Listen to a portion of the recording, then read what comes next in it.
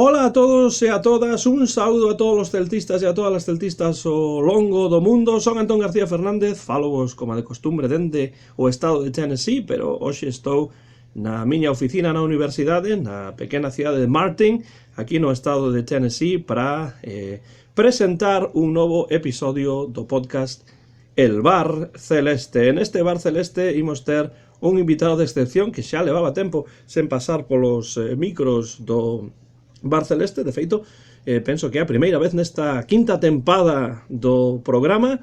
Estou a referirme, xa está a outro lado do fío en Vigo, o xornalista do diario AS, moi celtista, eu sigo o que escribe diariamente nese diario AS, Abraham Martínez. Abraham, benvido unha vez máis ao Bar Celeste e grazas por estar aquí. Hola, ¿qué tal? Encantado de bajarme polo Bar Celeste. Sí, a primeira vez esta temporada, pues a temporada acaba de comezar, ¿no? como quen di, pero sí, encantado de estar aquí para falar contigo e partillar un pouco, ¿no? Como está o Celta neste arranque, como se chama tan arranque de Liga, ¿no? Que se vai un tercio. E ademais, as cousas non van demasiado ben. Despois da derrota por 1-2 frente a Osasuna no Estadio Municipal de Balaídos o sábado, pois o domingo no derbi hispalense o Sevilla conseguiu empatar e o Celta agora está en postos de descenso. Falemos, Abraham, primeiro do partido fronte ao Osasuna, porque ese partido supuña o debut de Carlos Carballal, o novo adestrador céltico, que é portugués, que ten conexión directa con Luís Campos e que, pois, ese adaxio, non, de a novo adestrador Victoria Segura, pois non foi o caso. Como viches ti o Celta neste encontro, sabendo, por suposto, que o novo adestrador pois levaba 2 ou 3 días traballando co equipo? Non se cumpre ese tópico aquí no Celta, ¿no? Habitualmente, o de adestrador novo Victoria Segura. É que é un tópico que non ten ningún sentido, pero bueno. Habría que preguntar ya esas contas de datos de Afouteza Corazón e Celta Historia, pero eu, así, ahora que, bueno, Risto Stoikov, ¿no? Sí que gañara, quizá sí. Fuera sorprendente, ¿no? Que gañara o derbi aquel contra o Depor. Y creo que Abel Resino tamén gañara, pero foi así recordando hai os últimos, Coudet perdera, ¿no? Que perdera en Sevilla, pois gañara moitos partidos seguidos, etc. Perder a Escribá, perder a Óscar, se non recordo mal, Cardoso, bueno, son cousas que pasan. Cardoso creo que perdera, non estou falando de memoria. Pero sí, pero bueno, o que sí que perdeu dende logo foi Carballal, iso sí que está claro, 1-2. Sí, Carballal perdeu, o Celta un pouquiño como sempre de sempre, ¿no? Podemos dicir. Sí que tivo ocasións, que non podes dicir, no, perdeu e foi un desastre, porque non, que realmente o único desastre que eu vin esta temporada foron, cuando eu vin, que veu calquera, ¿no? Foi esa media hora contra o Valladolid. Celta un equipo que ten tantas ocasións como os seus rivais, como mínimo, ten tantas como rivais, cando habitualmente ten máis, pero despois é que ten un problema moi localizado nas áreas, son moi febles, ¿no? Tanto defensiva como ofensivamente hai pouco acerto, e outro día, xa falando máis concretamente do que aconteceu contra Osasuna, a min deu unha sensación de que había tamén máis problemas noutras zonas. Eu vía que o equipo cando replegaba no medio había certa inseguridade de pa onde ir, e de feito nos goles, que os dos goles para min son imparables, aquí están caendo por todos lados a Marchesín, pero para min son totalmente imparables, estou de acordo contigo. Os dos goles está un pouco descolocado, ¿no? Pero bueno, Carballal introduciu esa variante de, a min pareceume, escribí onte no periódico, no AS, a min pareceume que o equipo cando defendía con 4 atrás e cando atacaba facía liña de 3 atrás, non? Cos 3 centrais. Entón, bueno, pois hai que darlle tempo, pasa aquí, agora vai haber tempo, sí, agora vai haber tempo. Non vai haber tempo para o partido deste xoves en Vallecas, ¿no? Pero despois sí que vai haber tempo durante o parón polo Mundial. Imos darlle un voto de confianza a Carballal.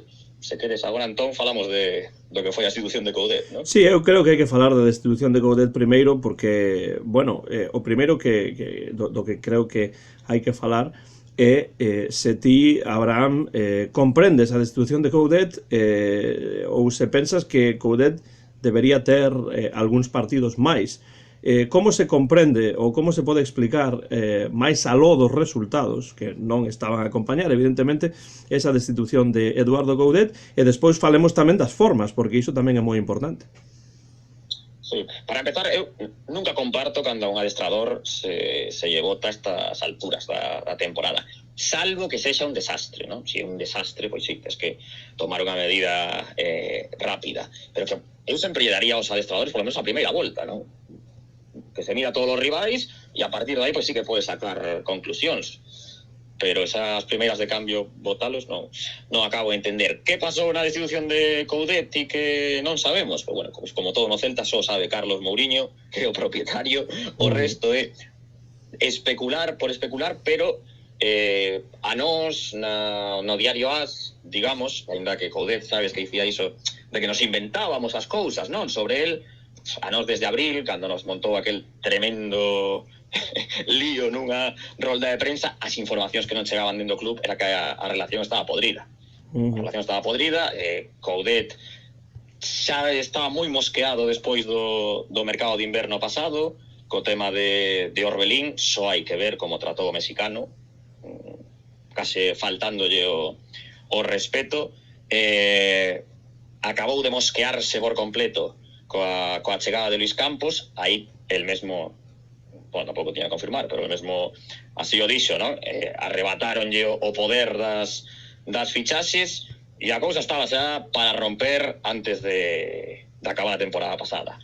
Que pasou? Que o Celta dixo, bueno, este mantemos aquí un ano, mentres Campos aterriza, pero bueno, despois Coudet, recordemos, día de Santiago, non? 25 de xullo, a través da TVG, a través de, bueno, de Víctor López, ¿no? Que hai que dicir aquí os nomes, que era o seu confidente, ¿no?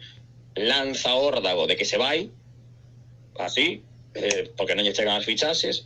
Aí o Celta reacciona e digo, bueno, como nos deis aquí o adestrador bueno, tampouco deberon creer demasiado, ¿no? Pero tampouco era cuestión de xogar con lume, que o adestrador se fora 3 semanas antes do inicio de Liga. Pois sí que empezaron a chegar fichaxes, como pudemos observar, ¿no? Chegaron así Mingueza, Carles Pérez, Darchesín, e despois xa no final, pois Larsen, Paciencia, incluso antes. E aí, digamos que a crise se pechou de xeito falso, a cousa estaba moi tensa, había moi mal ambiente, tanto dentro do vestiario como entre Coudet e o presidente, como quedou de manifesto na non presenza de Carlos Mouriño na rolda de prensa de despedida. E entón, eu creo que realmente votaron por unha cuestión máis que deportiva persoal. Estaban buscando ter argumentos deportivos para cargarse a Coudet. Eu, a miña opinión, non vou dicir que eu era amigo de Coudet, porque aos feitos me remito. Non creo que era un adestrador que nas salas de prensa non se sabía manexar, pero deportivamente non teria votado. Pareceme casi un suicidio, porque Coudet demostrou no tempo que estivo aquí en Vigo que polo menos con él non ias ter problemas para descender. Eu era a sensación que me transmitía, e tamén aos feitos me remito. Eu estou moi de acordo con iso, en parte porque penso que, aínda que evidentemente o adestrador sempre ten a súa parte de culpa nos problemas que poda ter o equipo, bueno, Coudet, como todos os adestradores, pois é un adestrador cos seus puntos fortes e cos seus puntos máis febles, non? Pero, bueno, eu penso que o problema do Celta nesta tempada e tamén en tempadas anteriores vai máis aló do adestrador.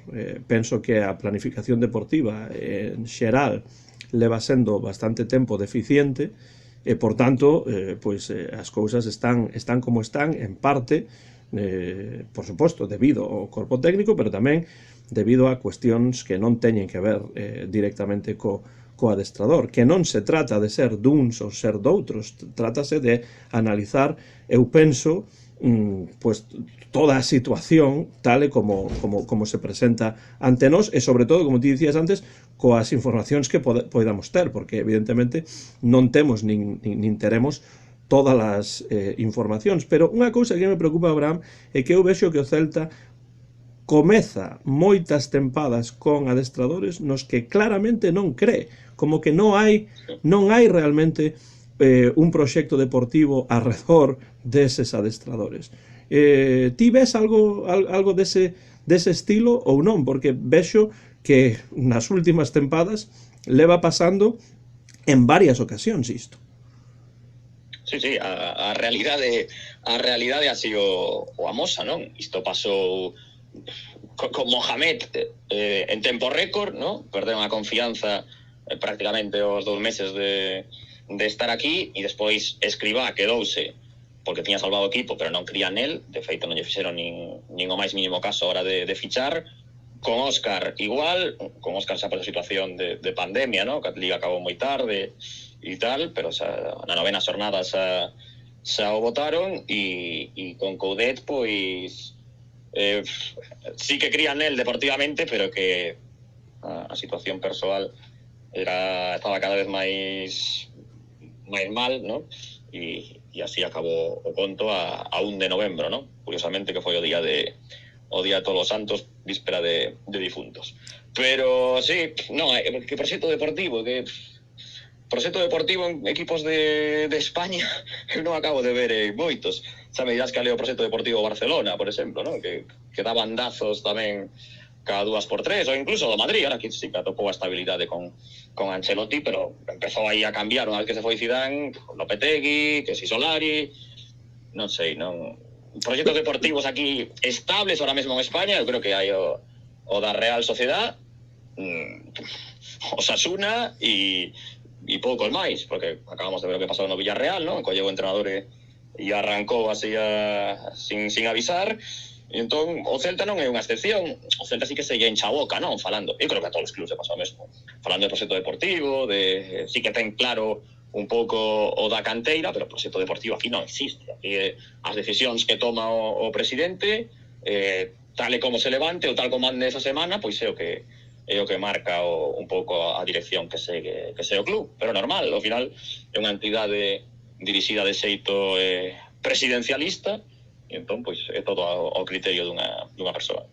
Pero realmente eu vexo que sí, que hai equipos que tratan de a lo menos non empeorar o plantel dun ano a outro. E o Celta, eu vexo, por exemplo, neste verán quedou bastante claro que os ocos que deixaron xogadores importantes, por non falar do feito de que un dos mellores xogadores está na grada, pero bueno, diso non temos por que falar, porque xa se leva falado moito da situación de Denis, está prácticamente todo dito, pero a realidade é que ti dicías que o Celta tiña problemas no medio campo. É evidente iso, está clarísimo que o Celta ten problemas no medio campo, pero que non se ficharon xogadores para suplir as saídas de xogadores importantes, como é o caso de Brais Méndez, e sobre todo eu vexo problemas, como ti dis tamén, no enganche, na creación dende o medio do campo. E isto é un problema que para min non é un problema necesariamente de adestrador, é un problema de plantel. Sí, sí. E un problema que xa o ten sinalado, que o sinalaba Coudet insistentemente, que o sinalaba Aspas, xa, o sea, o máximo representante do Celta, o líder absoluto, xa o dixo, aquí falta un enganche, está clarísimo, é que calquera o ve. A min do Celta, eu entendo os aficionados que non teñen acceso a falar cos directivos, non? Cos que mandan, con Chaves, con Mourinho, que claro, que lle chega unha mensaxe que é creíble, non? E que incluso nos veráns, nos mercados, pois é ilusionante. Pero despois, a mí o que me asusta do Celta é cando falas con eles off the record e dinche cousas, como eu tiven que escoitar este verán, a día 1 de agosto, 2 de agosto, que estaban super ilusionados coa plantilla, dicindo que era moito mellor que o ano pasado, que estaban fichando xogadores internacionais. E eu dixen, pero internacionais? Pero vamos a ver, Unai Núñez, que internacional é? Si foi unha vez con España, xa. Foi unha vez con España, iso non quere dicir nada, xa, menos con Luis Enrique, ¿no? Que claro. Hai momentos que parece que organiza un bingo, ¿no? E leva xogadores por levar, pero que que fichou o Celta realmente? Pois mira, fichou a un descarte do Sevilla, que un descarte do Sevilla que ven de baixar co Leganés, ¿no? Porque esa é a trayectoria de Óscar, un futbolista moi prometedor na canteira do Madrid, pero que realmente na elite, si o consideras un fenómeno por ter xogado no Leganés, pois, non sei, Unai Núñez, un futbolista que deixa sair o Athletic de Bilbao. Ollo o que lle custa ao Athletic de Bilbao desprenderse dun futbolista, porque non ten tanto mercado como para andar desprendéndose futbolistas. Cando deixas sair a un futbolista é porque ves que non lle dá o nivel. Despois viñeron, bueno, pois o paquete este que chegou a Coudet, digo, paquete de varios xogadores. Sí, no de malos, pero de grupos, sí. Sen ningún tipo de experiencia, ¿no? De la Torre, Suedberg, mesmo Larsen, que empezou moi ben, pero estáse vendo que é un futbolista que necesita curtirse, non estou dicindo que son malos futbolistas. Os futbolistas necesitan adquirir experiencia nunha liga tan competitiva como a española. Bueno, e se seguimos así, pois vemos que ao final de internacionais, nada. O sea, Mingueza sí, internacional, porque aquela vez que España non xogou pola COVID un partido, pois xogou contra Lituania, ¿no? Ali en Leganés, en Butarque, que xogaran. O sea, míntense a sí mesmos, ¿no? O sea, ou queren mentirte, así, dicindo, no, estamos fichando de maravillas internacionais, e o que decías, tío, o sea, o valor do equipo a nivel calidade, pois baixou, iso creo que calquera o tiña claro, pero creo que xa temos falado nestas conversas aquí no podcast Celeste, o prioritario para Carlos Mourinho é a parte económica, iso é evidente. Entón este ano vendeu a Brais Méndez 14 kilos, aquí toda a oferta que chegara de 2 dígitos por un xogador ia ser aceptada. Deixouse marchar a Brais e o que se fichou, pois obviamente está moi lonxe da calidade de Brais, e pois o de Denis pois é inexplicable, non? Dende un punto de vista racional, pero é unha decisión persoal e así está. E entón a plantilla moito peor. Agora haberá que ver si no mes de xaneiro Luis Campos, que se está xogando a súa reputación en España, non nos esquezamos diso, e eu creo que un punto para que o celtismo crea, ¿no? No proxecto, Luis Campos non vai quedar de brazos cruzados e deixar que este equipo realmente, co nivel que ten, a mí me parece que é candidato a baixar. Eu creo que chegará algún tipo de reforzo que lle dé un plus ao equipo e que o equipo non acabe sufrindo. Espero, aparte agora trouxe un home da súa confianza, non? Como Carballal non o vai vender así, de dicirlle, no, ti con isto salva o Celta, porque realmente sería unha papeleta moi difícil de levar adiante. Claro, a mí o que me preocupa diso é que xeralmente esas fichaxes que chegan no mes de xaneiro pois teñen pouca ou nula incidencia no equipo, e agora o Celta sí que precisa fichaxes que sí que teñan incidencia. E falando de incidencia, e falando de Luis Campos, por certo, que mencionamos o Athletic Club, ese outro equipo que sí que ten un proxecto clarísimo, pero bueno, ese sempre o tiveron, ¿no?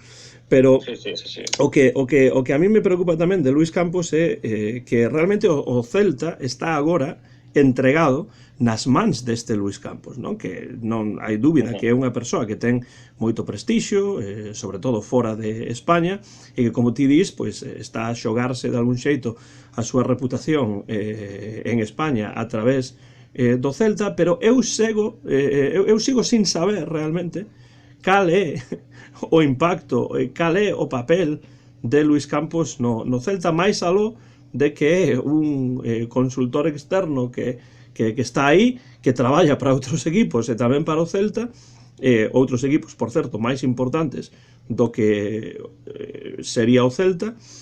Entón, a min non me queda claro, porque non se explicou nunca claramente, penso eu, dende a distancia, polo menos así o sinto, non se sabe moi ben, ou menos, polo menos eu non sei cal é o papel de Luis Campos no Celta de Vigo.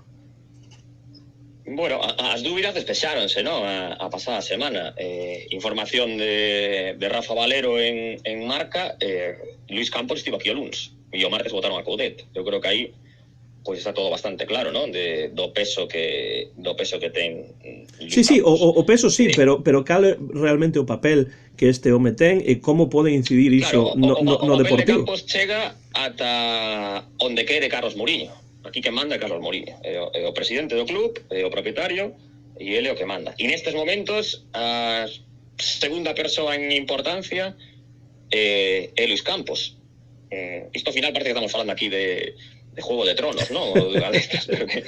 Realmente así. Luis Campos semella que ten adiantado na orde de preferencias ou na pirámide de mando do Celta ten adiantado a Antonio Chaves, ¿no? Que é director deportivo, que é o director xeral, e polo que sabemos e polo que se transmite non está moi por a labor de votar a Coudet, pero Campos obviamente entendeu máis dunha decisión de Coudet como un desafío persoal.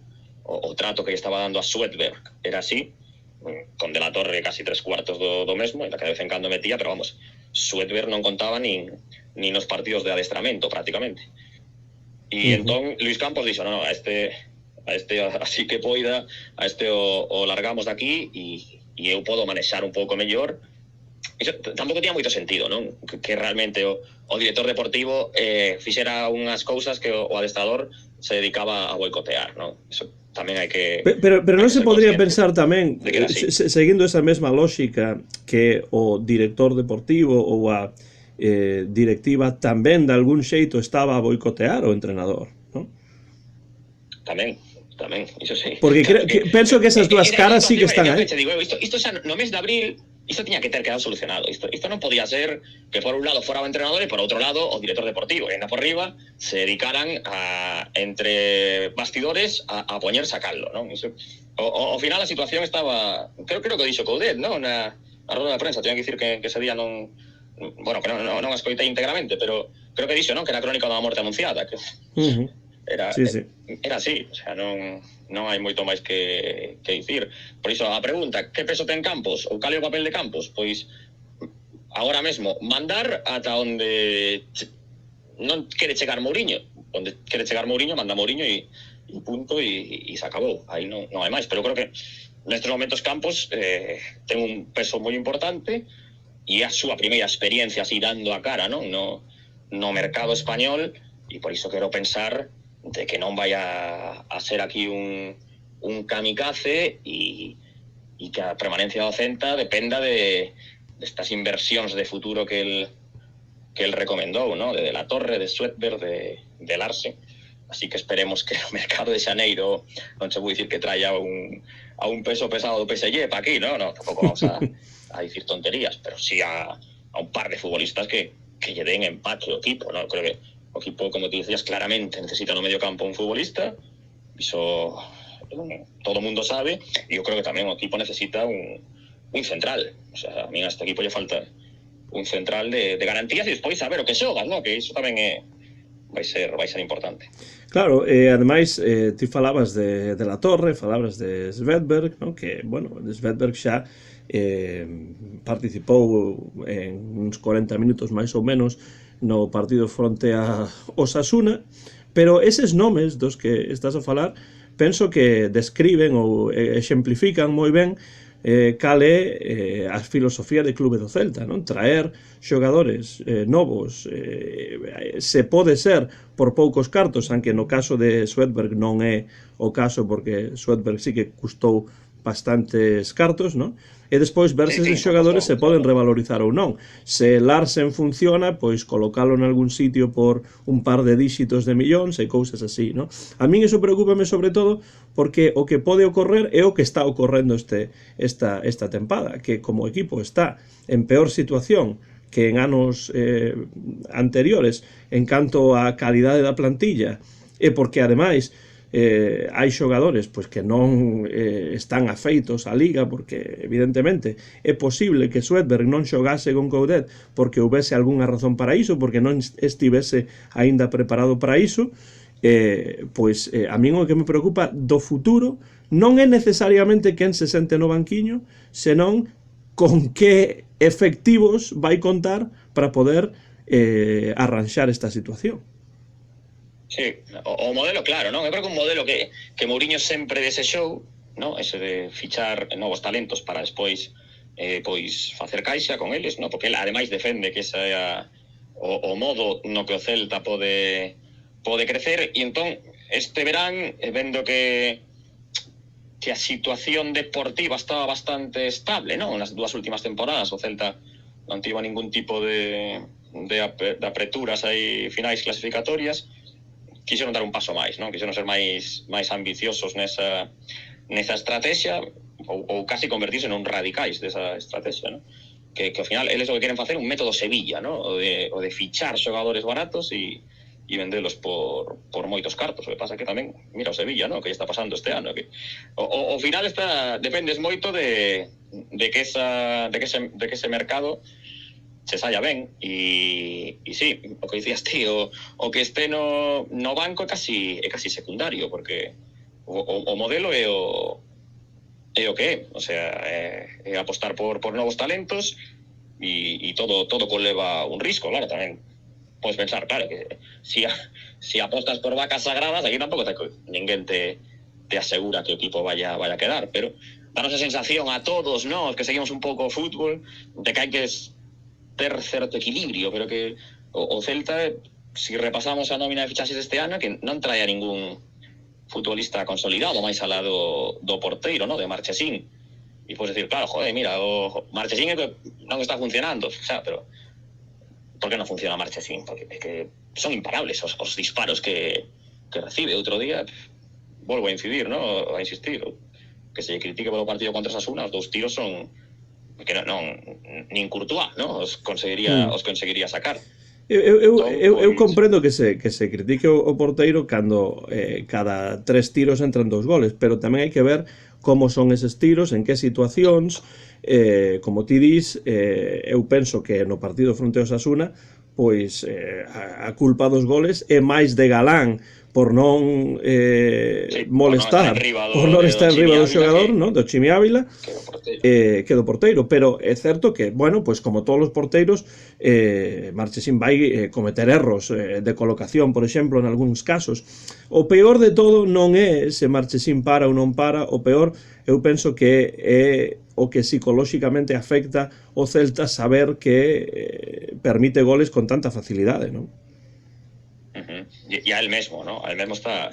Notase que é un xogador con carácter, ¿no?, experimentado, e que nestes momentos está parando unha crise persoal, ¿no? Outro día, despois de recibir esos 2 goles, hai un disparo desde a frontal de Lucas Torró, que é un disparo sinxelo, ¿no?, e el se complica a vida, deixa o balón ali morto, a piques de chegar un dianteiro de Osasuna para facer o terceiro. Entón está pasando a factura. Hai xogadores, é moi evidente, ¿no?, hai xogadores que están coa autoestima polo chan, ¿no? Javi Galán pasou de ser o mellor regateador da liga xunto a Vinicius a non irse prácticamente en ninguna acción das que encara. Esa incidencia en ataque tamén. Sí, Cherry outro día pareceu que sí, ¿no?, que recuperaba algo de... Curiosamente, ¿no?, a vez que botan o seu gran defensor, que é Coudet, parece que estivo algo mellor outro día. Pensaba que estaba fallando cousas que non son habituais nun profesional, ¿no? Entón, bueno, son o que teñen as crisis. A min dame medo, ¿no?, esta temporada, que hai que recoñecelo. Eu era, ata o anterior parón, era, bueno, optimista non, pero era, dicía, o Celta vai estar aí, no, nesa posición entre o 8 e o 13 o 14, ¿no?, como moi por abaixo, pero que o equipo metese nunha dinámica, e o que estou percibindo é que os xogadores que ten, salvo de sempre, non? Que Aspas o resto non están mentalizados nin capacitados para meterse no fango, non? Que aí cando te metes abaixo e tes que manexarte xa noutros registros, non? Estes son futbolistas que lles falta esa experiencia. Ti ves outros partidos, ves a un Mallorca, a un Valladolid, que vale, non lle saben as cousas, pero os tíos manteñen ali o plan inicial e non... Estes así que fallan, veñense abaixo e iso é o que me preocupa a mí realmente. Sí, porque ademais esta idea de que aínda queda moito, pois cando van pasando os partidos, pois cada vez queda menos e sobre todo pois tamén a cuestión psicolóxica, a ansiedade, a presión, todas esas cousas que os xogadores teñen que xestionar. Podo dicir, bueno, o Celta tivo oportunidades, pero realmente na segunda parte, cando tivo máis o balón fronte ao Osasuna, tampouco tivo tantas oportunidades, porque o remate de Iago Aspas pois sería moi bonito, pero dende logo tampouco foi unha oportunidade clarísima. A que sí foi clara foi o disparo de Paciencia, non? Que foi un paradón, dende logo. Pero o disparo abaixo, sobre todo, non o segundo, senón o primeiro, pero iso foi no minuto 89 xa. Entón, a mí preocúpame que o Celta teña que tocar tanto o balón, teña que chegar tantas veces para realmente crear unha ocasión clara, unha ocasión de perigo verdadeiro, non? E esa foi a sensación que me deu o Celta na segunda metade. Entón, tendo en conta que, por suposto, Carlos Carballal leva só unha semana dirixindo o equipo, dirixiu o equipo durante un encontro e agora pois vai ter un partido bastante difícil en Vallecas. Non vou pedirche, evidentemente, que fagas ninguna análise realmente sesuda, porque non hai tempo todavía. Pero sí, en que pensas ti que vai cambiar o Celta con Carlos Carballal? Porque se non valía o Chacho Coudet, que para min, eu penso, como xa dixen ao comezo, que sí que valía máis do que valía a plantilla, é o que eu penso. A xente pode estar de acordo, pode estar en desacordo, pero é que o que a mí me preocupa é que non sei por que lado pode tirar o portugués, que sexa un lado diferente o que xa estaba a facer Coudet cos mesmos xogadores, máis algunha incorporación en xaneiro. Sí, que pode facer realmente? Porque sobre Coudet empezouse o ambiente a crispar e escoitábanse cousas que volvo a repetir, o sea, personalmente non me caía ben, de decirlo así, pero que se escoitaba que dicía, que non sabe o que xoga, pero como non sabe o que xoga? Ten clarísimo o que xoga. Sí, claro. De feito, igual o problema é que sempre xogaba o mesmo, pero claro, ten clarísimo o que xoga. E esa aposta de ir a presionar arriba, de ser valiente, de intentar atacar, pois, con velocidade e tal. É o que eu entendo que o celtismo pide. Ahora, claro, Carballal te diz que vai facer? Botar o equipo para atrás?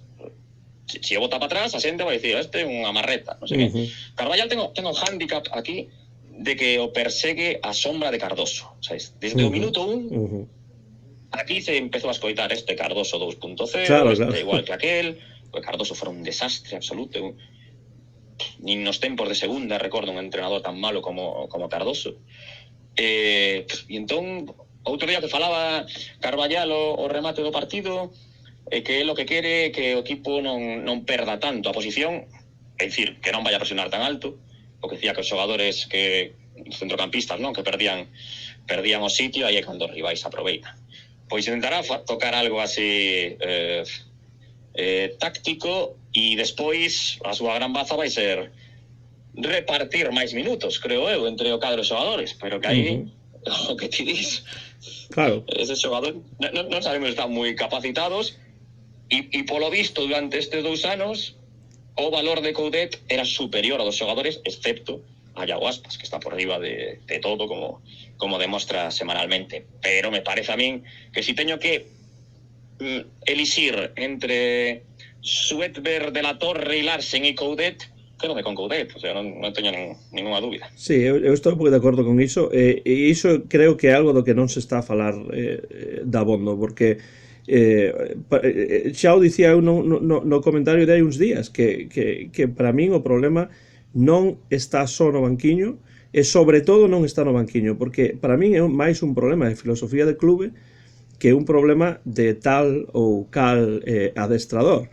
Non vou dicir que dá igual quen estea no banquiño, pero prácticamente poderíamos dicir algo semellante. Por non falar despois, e isto creo que é importante para a imaxe do clube tamén, e xa para ir terminando, Abraham, porque sei que tes outras cousas que facer que estar aquí a falar comigo sobre o Celta, que, por certo, é un placer sempre terte no programa, pero a imaxe do Celta eu creo que está a sufrir tamén, como equipo, pero tamén como clube, porque 18 adestradores en 16 anos, esos son 3 lustros a máis dun adestrador por ano, eu penso que iso non pode facer moi ben a imaxe do club, e despois tamén a idea de que pois nunha despedida dun entrenador como Coudet, que ademais fixo pois un traballo durante moito tempo moi aplaudido por gran parte do celtismo, pois o presidente non estaba presente. Eu entendo que haxa problemas entre o presidente, a directiva e o adestrador e tal, pero o presidente ten que estar nun acto dese estilo, ou non? Sí, é evidente que a imaxe non queda ben parada. Os números non podemos dicir que son os do Atlético de Jesús Gil, pero sería un digno sucesor, non? De claro. máis adestradores que temporadas. Tamén atopas exemplos non moi lonxe de aquí, por exemplo, en Lugo, o presidente falla o que quere, cargas adestradores como churros, e o equipo que máis tempo leva na categoría. A ver quen lle di algo, pero bueno. Claro, pero o problema, para falar sobre iso rapidamente, para min o problema realmente é que a mí me dá a sensación, dende a distancia, como celtista aficionado ao fútbol e non ás finanzas, porque eu de finanzas non entendo máis que as miñas persoais. Pero aficionado... Eu no Celta de finanzas tampouco entendo nada, porque o que eu estou dicindo últimamente casi sempre, o sea, que me expliquen o do límite salarial do Celta. Sí, bueno, como pode ter casi usado cos xogadores que ten, que son xogadores que me parece que son baratos a maioría, ¿no? Pero bueno, sí, continúa. O que quería dicir era que non ten que ser o obxectivo do Celta asentarse o máis longo tempo posible na primeira división, na élite, porque o económico ten que ver con iso tamén. Entón, isto é algo que eu non comprendo. Cando se di, bueno, que leva moito tempo en primeira. Bueno, pois sí, eso é certo que leva moito tempo en primeira. Ás veces esquecemos que hai 3 tempadas quedou en primeira por un peliño, non? Entón, Sí. queremos iso, queremos quedar en primeira por un bar con V, ou queremos tratar de asentar o equipo dun xeito máis claro na élite do fútbol español. Eu non estou a pedir que o Celta vai a Europa tempada tras tempada tras tempada, pero que estou a pedir é que haxa un pouco de coherencia, e vexo que esa coherencia, polo menos dende o meu punto de vista, non está aí máis aló do eu sou o director, o presidente, o dono, e por iso fago o que me peta. A min dame máis esa sensación, Abraham, e non me gusta como celtista. Sí. É unha entidade absolutamente presidencialista, e é así, o que decías antes de que non asistiu a despedida de Coudet. A ver, un detalle feo, pero tamén hai que poñer todo. É un señor que ten 80 anos, que me dera a min con 80 anos estar como él, pero que ten 80 anos, o sea, unha persoa de 80 anos, ao final, pois tamén, pois se vai, non? As persoas maiores a veces son un pouco tamén como os nenos, non? Que se enfadan, así e tal. Claro, é un risco, o sea, é un risco. Pero ese é o problema, realmente, ou non?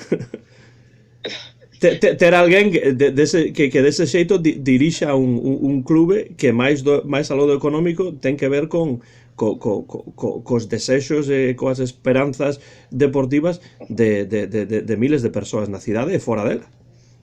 Sí, despois os enfrontamentos, non? Sí, que o alcalde igual que él, non? O sea, tanto que dis dun, podes dicilo do outro, pero que o Celta se este enfrontado ao Concello de Vigo, sabes? Así, eso que imaxe das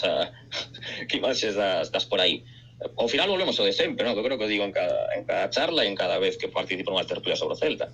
O Celta é que é Iago Aspas, o sea, o que leva salvado Iago Aspas aquí, agora co Informe Plus ¿no? Pois mira, hai unha oportunidade de valoralo aínda mellor, pero que aquí non hai plan deportivo, non existiu nunca, o sea, non, desde que chegou Mourinho, con Horacio sabíamos que leva plan deportivo, que era fundir a pasta e vivir durante uns anos, ¿no? Era aquela España, ¿no? que había, ¿no?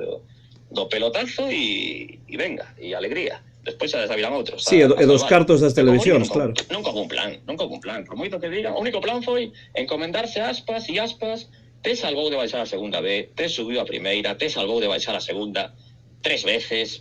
Ese o plan é Aspas. E o fin de Aspas está cada vez máis próximo.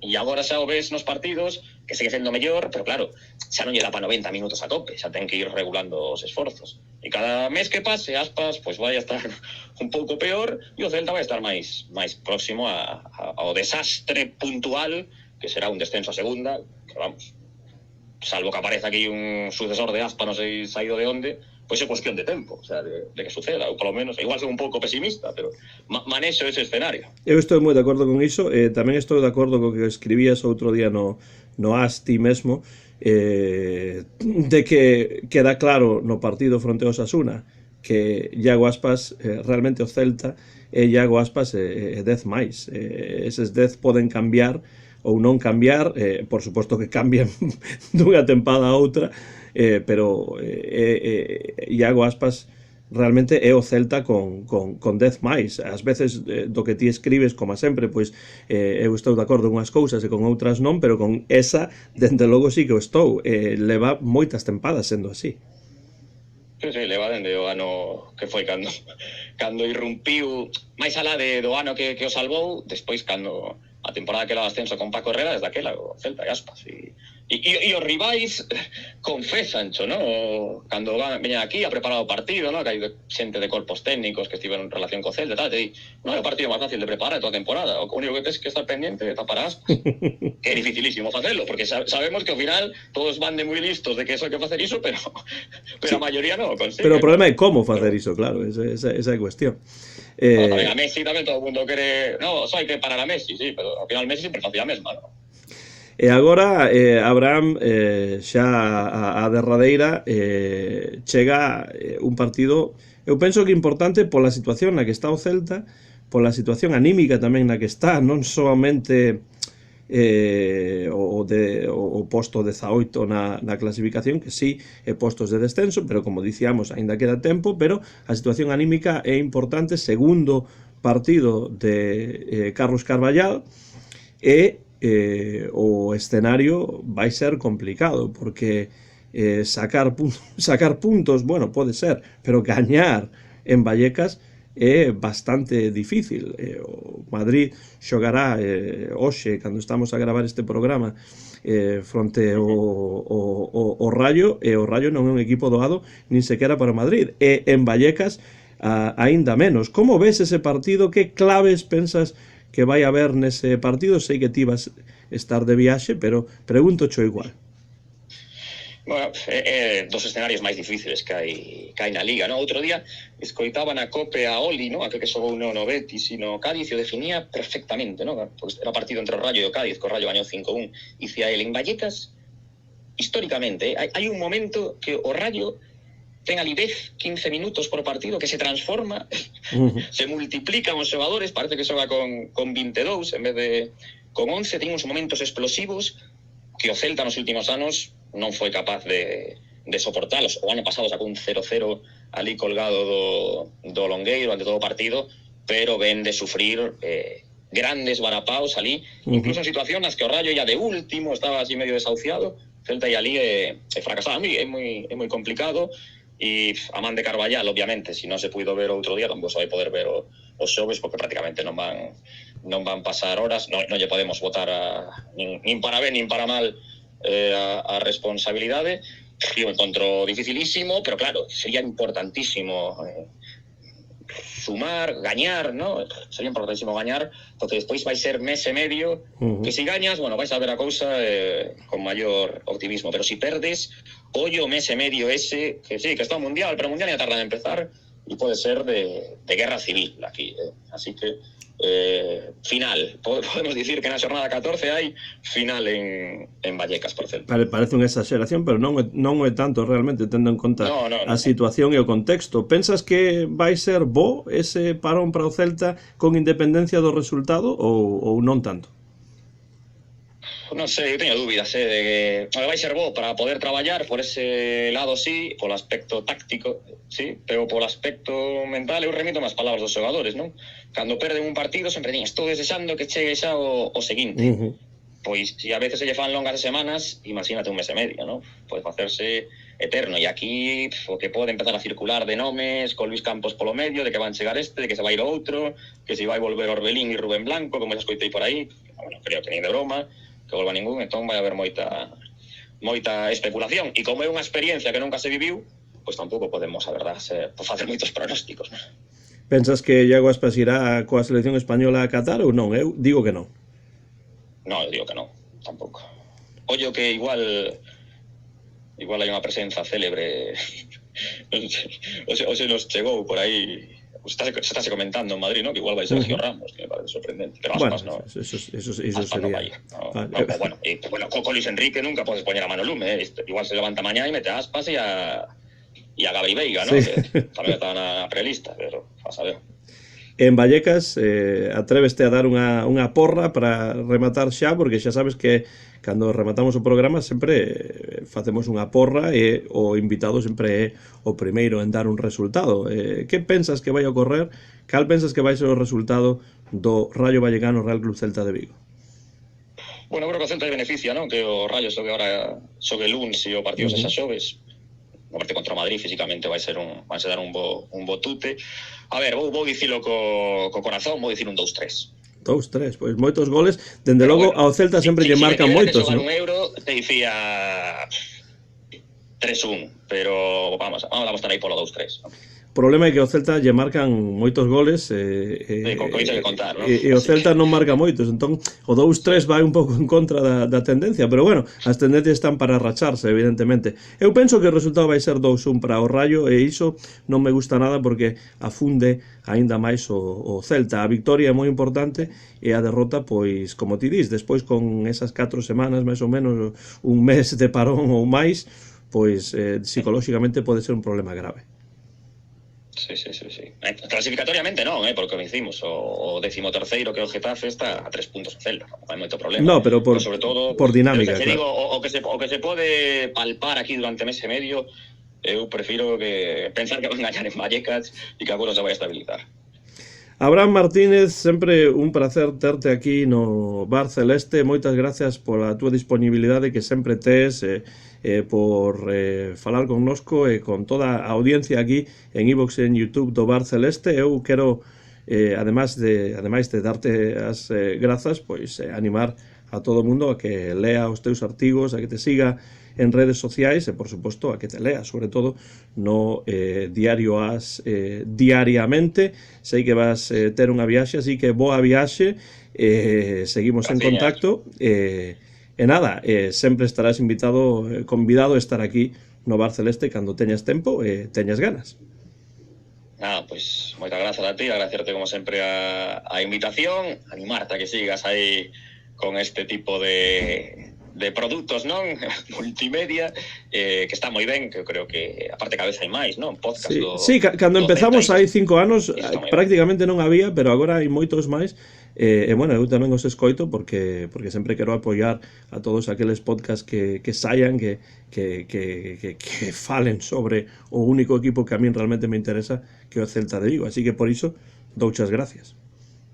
Nada, a ti, creo que é o futuro, non? Ainda que eu estou ainda na prensa convencional, eu creo que o futuro son este tipo de produtos. Darche enhoraboa pola iniciativa, nada, a pasalo ben aí por United States of America. Moi ben, o mesmo digo na túa viaxe e, por suposto, para rematar, pois imos dar ese berro celeste que sempre damos, así que eu vou deixarte a pelota a botar.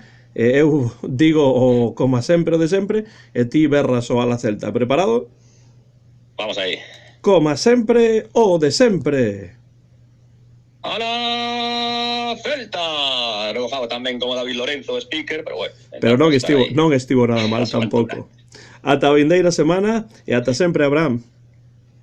Veña, ata a próxima. Chao, chao.